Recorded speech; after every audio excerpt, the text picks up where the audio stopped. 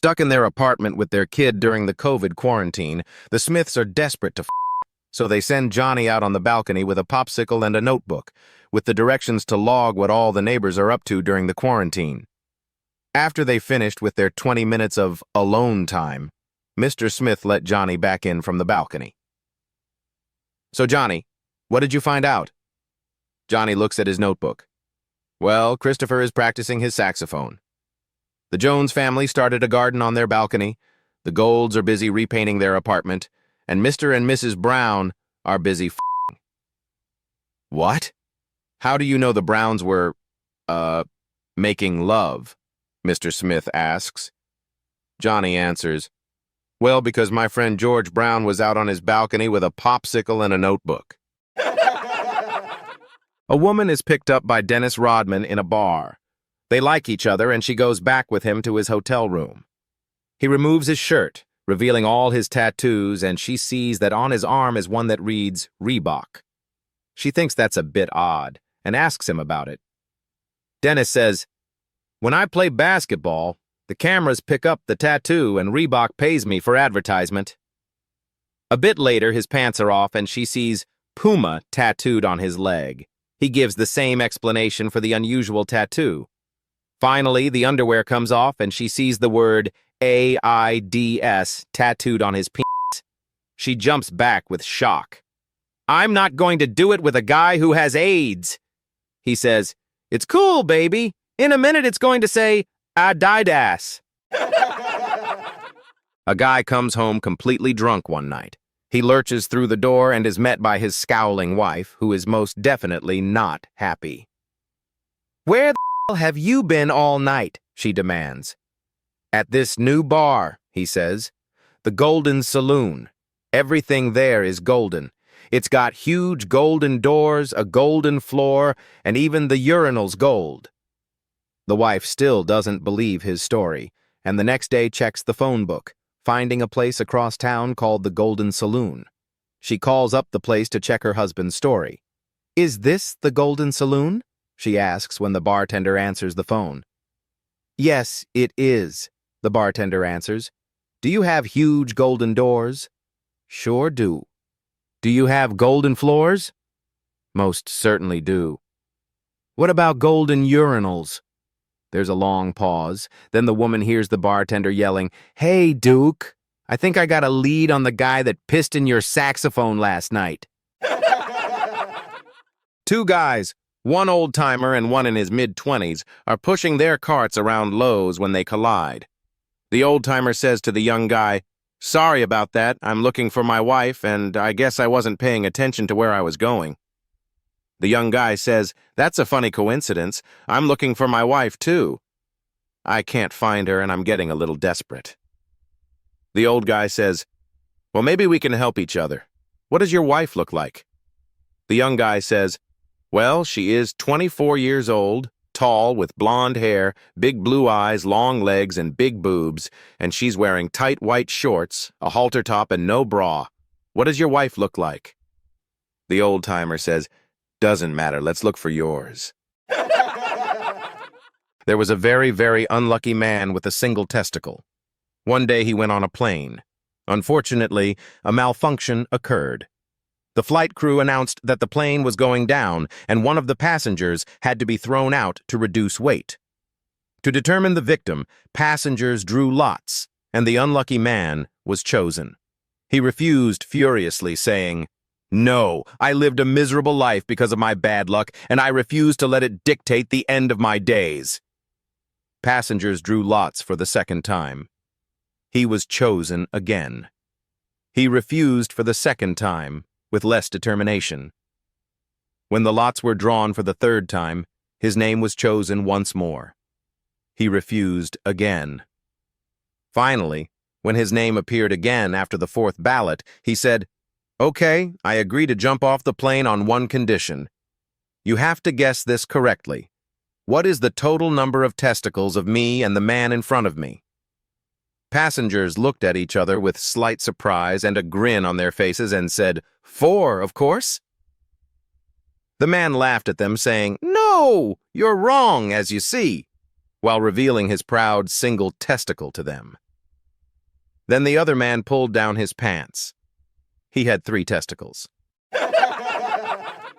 A pilot accidentally left on the intercom and was heard saying, "I could really use a coffee and a blowjob." A stewardess quickly ran towards the cockpit, and a passenger yelled out, "You forgot the coffee!" All of the passengers on a plane are seated and ready for takeoff. The pilot and co-pilot are late. The passengers and crew are getting frustrated. A couple of minutes go by, and suddenly the co-pilot boards and is wearing dark glasses while waving around a mobility cane. He clumsily makes his way to the co-pilot's seat. The passengers feel uneasy.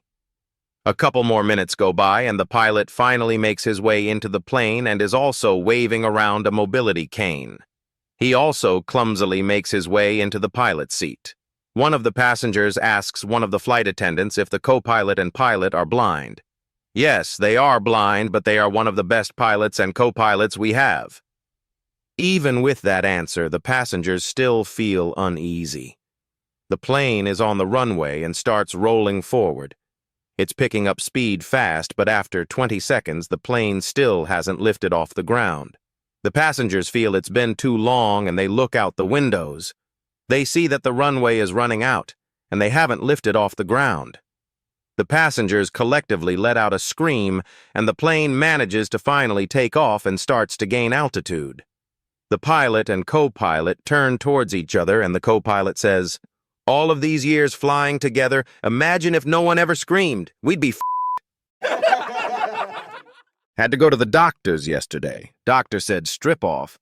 He immediately mentioned the fact that my genitalia was perfectly shaped like a saxophone.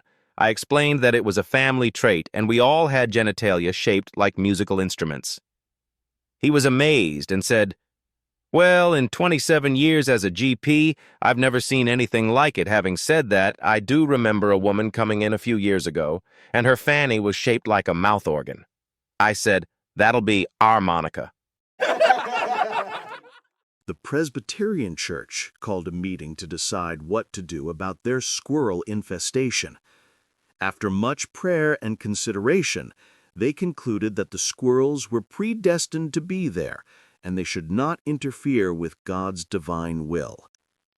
At the Baptist Church, the squirrels had taken an interest in the baptistry. The deacons met and decided to put a water slide on the baptistry and let the squirrels drown themselves.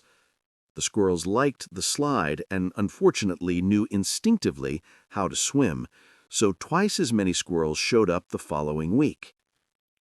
The Lutheran Church decided that they were not in a position to harm any of God's creatures, so they humanely trapped their squirrels and set them free near the Baptist Church. 2 weeks later, the squirrels were back when the Baptists took down the water slide. The Episcopalians tried a much more unique path by setting out pans of whiskey around their church in an effort to kill the squirrels with alcohol poisoning. They sadly learned how much damage a band of drunk squirrels can do. But the Catholic Church came up with a more creative strategy. They baptized all the squirrels and made them members of the church. Now they only see them at Christmas and Easter. Not much was heard from the Jewish synagogue.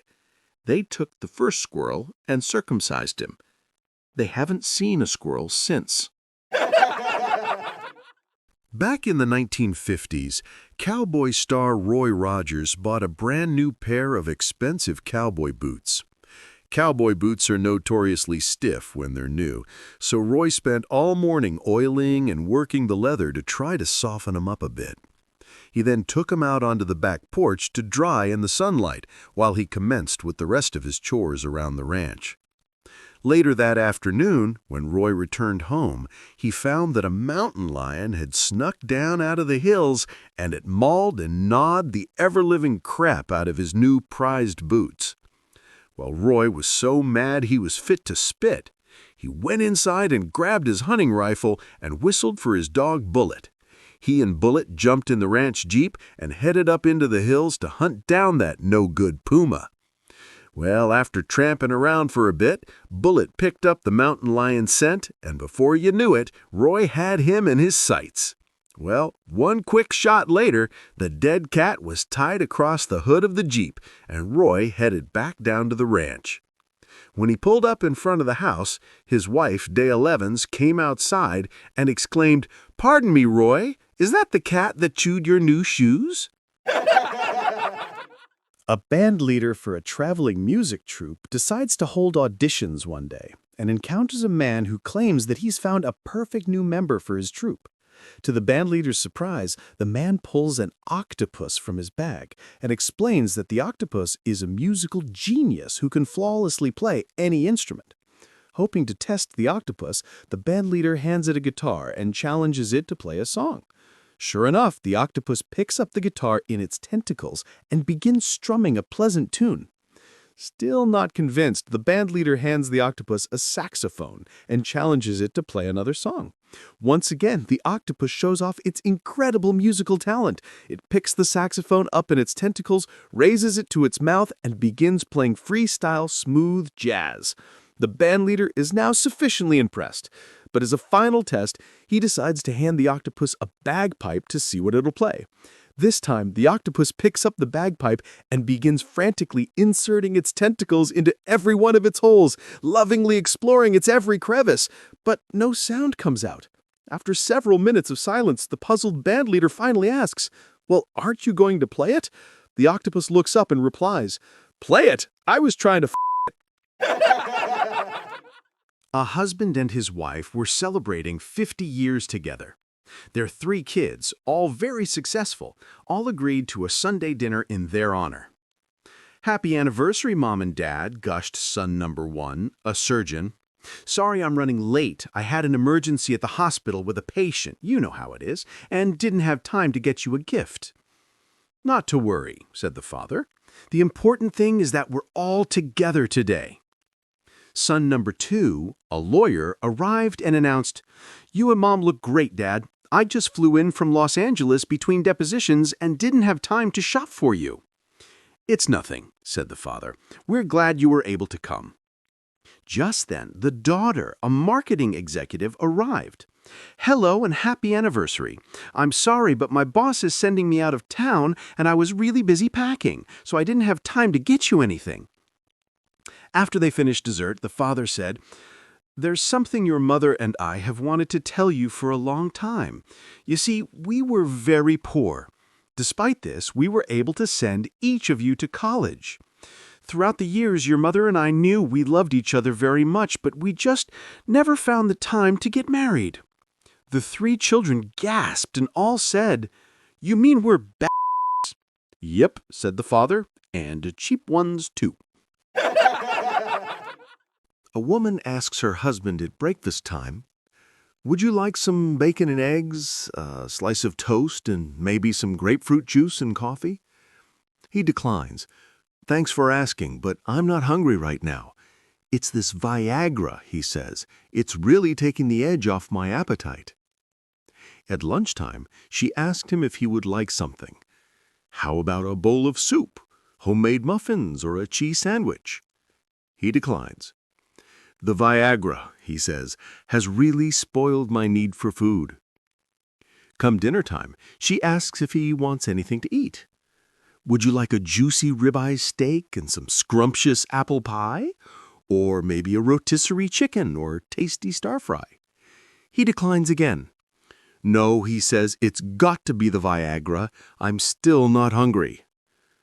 "Well," she says, "would you mind getting off me? I'm bloody starving." A 15-year-old came home with a Porsche, and his parents began to yell and scream, "Where did you get that car?" He calmly told them, "I bought it today." "With what money?" demanded his parents. "We know what a Porsche costs." "Well," said the boy, "this one cost me $15. The parents began to yell even louder. "Who would sell a car like that for $15? They asked. "It was the lady up the street," said the boy. "Don't know her name. She saw me ride past on my bike and asked me if I wanted to buy a Porsche for $15. "Oh my goodness," moaned the mother. "Who knows what she will do next? John, you go right up there and see what's going on." So the boy's father walked up the street to the house where the lady lived and found her out in the yard calmly planting flowers. He introduced himself as the father of the boy to whom she had sold a Porsche for $15 and demanded to know why she did it. "Well," she said, "this morning I got a phone call from my husband. I thought he was on a business trip, but I learned from a friend he has run off to Hawaii with his secretary and really doesn't intend to come back. He asked me to sell his new Porsche and send him the money. So I did." My wife and I were watching Who Wants to Be a Millionaire while we were in bed. I turned to her and said, "Do you want to have sex?" "No," she answered.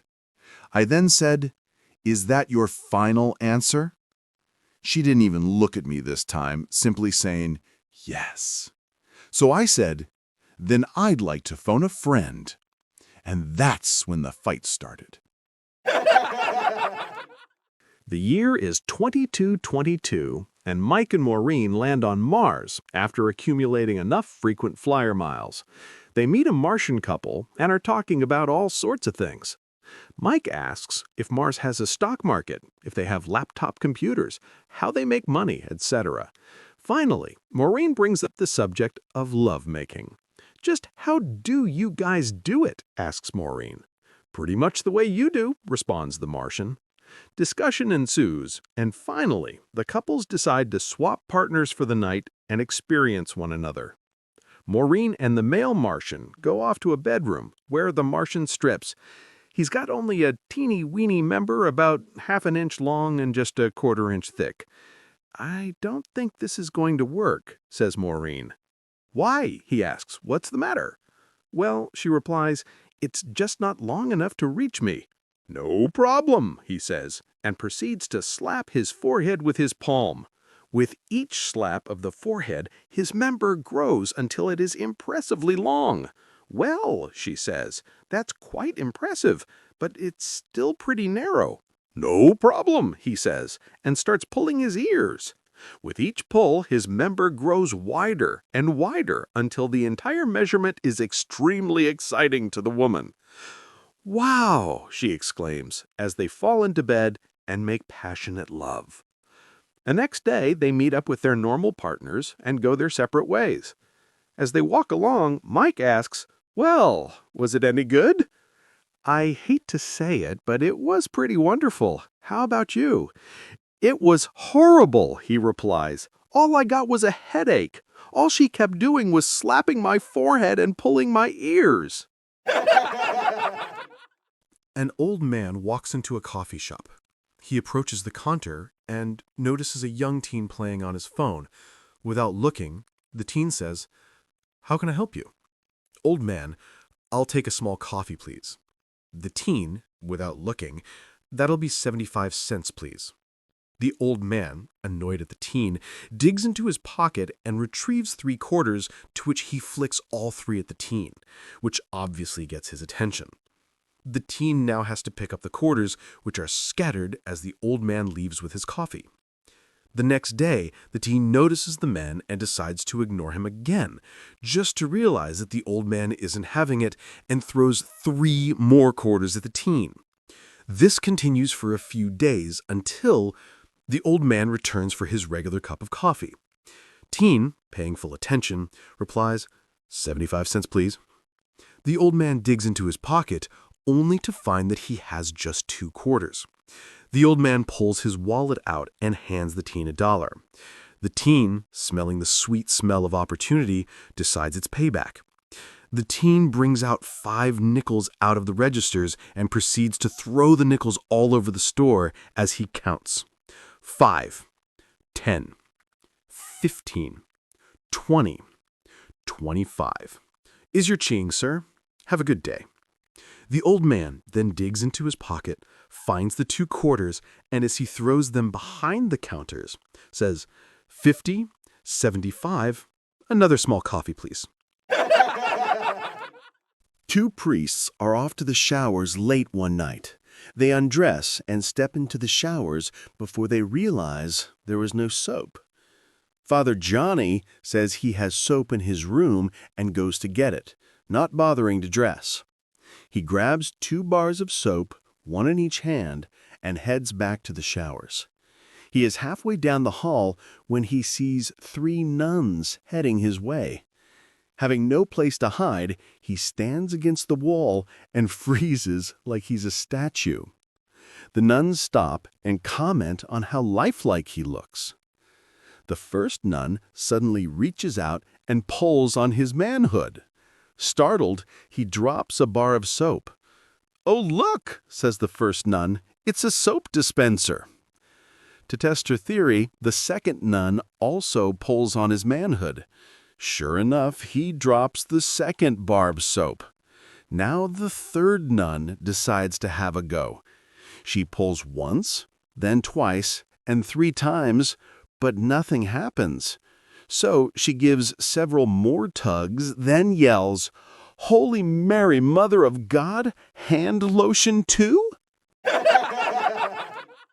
There was an American wrestler from Texas named John who had never lost a match, not in high school, not in college. He was a national icon and the pride of American wrestling. Word spread of a fearsome Russian wrestler with one devastating move, the Mongolian death grip. No one had ever escaped it. The 2 legends were set to face off in Texas. Before the match, John's coach warned him, "Whatever you do, don't let him get you in the Mongolian death grip." 4 seconds into the match, the Russian had him in the move. The coach buried his face in his hands. It was over. But suddenly, the crowd erupted. USA! USA! USA! The coach looked up to see the Russian pinned. Stunned, he asked John, "How on earth did you get out of the Mongolian death grip?" John, catching his breath, replied, "Coach, he twisted me up so bad. I opened my eyes and saw 2 testicles, so I bit 'em." The coach gasped, "John, that's not legal." John said, "I don't know about legal, coach, but let me tell you something. You don't know how strong you are till you bite your own nuts." A man went to Spain on vacation and stopped by a restaurant. He saw an interesting dish and asked the waiter about it.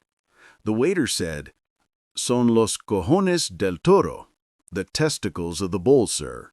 "We serve it once a day after the bullfights." The man ordered it for the next day. When he came back, he got his dish, but noticed something was wrong. "Excuse me," he said, "why are these so much smaller than the ones from yesterday?" The waiter shrugged and replied, "I'm sorry, sir, but sometimes the bull wins." An elderly lady was patiently waiting for a parking spot in a crowded lot, her turn signal on, when a young man in a flashy red Mercedes suddenly sped past her and slid into the spot she had been waiting for. Fuming, she got out of her car and walked up to him. "Excuse me," she said sharply, "I was waiting for that spot." The young man, oozing arrogance, flashed a smug grin and said, "Well, that's how it works when you're young and quick." His dismissive tone only fueled her irritation. Without a word, she turned and marched back to her car. Moments later, with deliberate precision, she reversed, then drove straight into the side of his shiny Mercedes, leaving a massive dent. The young man ran over, panic etched on his face. "What the hell are you doing?" he shouted. "Why would you do that?" The elderly lady stepped out of her car with a calm, satisfied smile. She looked him in the eye and said, "That's what you can do when you're old and wealthy." Sarah had married Bob, a man much older than her, and she couldn't help but worry about his health. To ensure he didn't overexert himself, she decided they should have separate bedrooms after the wedding. That night, after the celebrations, Sarah slipped into her bed, ready for a good night's sleep. Before long, there was a knock at her door. Opening it, she found Bob, her 85-year-old groom, standing there with a charming smile and a twinkle in his eye, clearly ready for some romantic time together. They enjoyed each other's company, and afterward Bob kissed her good night and left. Sarah was just drifting off when she heard another knock on the door. To her surprise, it was Bob again, just as energetic as before. She laughed and welcomed him in for round two. Once more they said their good nights, and Bob left. Sarah settled back into bed, convinced she could finally rest, until she heard yet another knock on the door. It was Bob again, as lively as ever. Sarah couldn't help but laugh as they shared another intimate moment. Afterwards she looked at him in amazement. "I'm so impressed," she said. "At your age, you have more stamina than men a third your age. You are absolutely incredible." Bob paused, his expression turning thoughtful. "Wait," he said, scratching his head. "You mean I've been here before?"